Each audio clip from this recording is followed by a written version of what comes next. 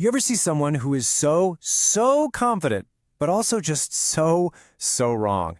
It's one of those things that can be both hilarious and incredibly frustrating. Well, today, we're going to get to the bottom of it. All right, let's start with what we can call the confidence paradox. I'm willing to bet you've seen this play out a million times, at work, online, maybe even across the dinner table. I mean, really think about it. You've been there, right? You're in a meeting or scrolling through comments, and you see someone just laying down the law with absolute, unshakable confidence, and you know for a fact they have no idea what they're talking about. It's a total puzzle. And look, this isn't just some random one-off thing. It happens everywhere. The person with the loudest voice isn't always the one with the sharpest mind. It's this gap, this strange disconnect between how good people think they are and how good they actually are, that we're going to unravel. So what do we call this? Well, it turns out this isn't just a casual observation you and I have made. It's a real, documented psychological effect with a name. And there you have it, the Dunning-Kruger effect. It's a cognitive bias, which is basically a predictable glitch in our thinking. To put it simply, for a lot of tasks, the people who are the worst at them are also the worst at seeing just how bad they are. This quote from the original researchers, Dunning and Kruger themselves, absolutely nails the logic behind it. Let me say it again.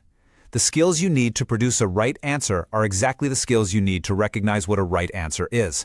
Think about it. To know you've made a typo, you need to know how to spell. To realize you're a bad singer, you need to have a good ear for music. The very skill you're missing is the tool you need to accurately judge yourself. It's a real catch-22. And this leads us to the heart of the effect, something that's often called the double curse, because it's not just about one group of people getting it wrong. It actually cuts both ways. So you've got two sides to this coin. On one hand, you have the low performer who is cursed twice. First, they don't have the skills, and second, they don't have the self-awareness to see that they don't have the skills. That leads to overconfidence. But here's the twist. The high performers, they have their own curse. Because a task is so easy for them, they just assume it's easy for everybody.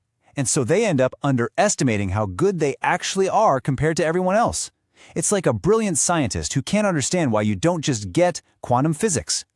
And wow, this chart right here just illustrates that first curse perfectly. Just look at that massive gap.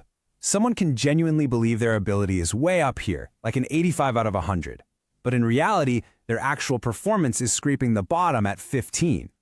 This isn't just them being arrogant. It's a deep, powerful illusion created by that lack of self-awareness.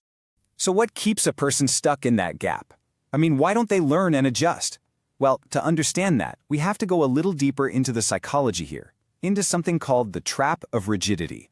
You see, the engine that drives all of this is something called cognitive rigidity. It's really just a fancy way of saying mental stubbornness. It's when your brain latches onto a belief, like I'm great at this, and then refuses to let new evidence change its mind, even when that evidence is staring you right in the face.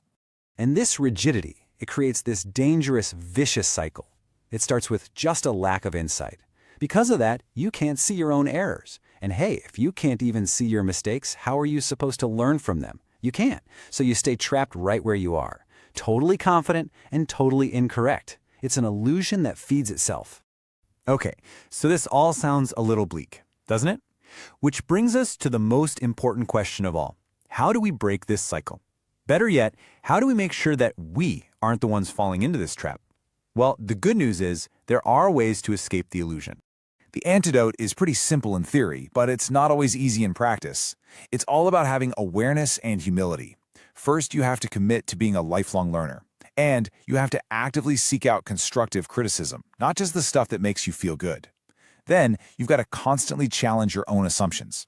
But maybe the most important thing is to embrace what's called intellectual humility, which is just the powerful, simple idea that, hey, you might be wrong. Realizing that true expertise is a long journey is the first step. So I'll leave you with this question to chew on. Think about one thing, just one thing that you believe you're an expert in. Now ask yourself honestly, how can you be so sure? What if, right now, you're looking at yourself through that Dunning-Kruger lens? It's definitely something to think about. Thanks for digging into this with me.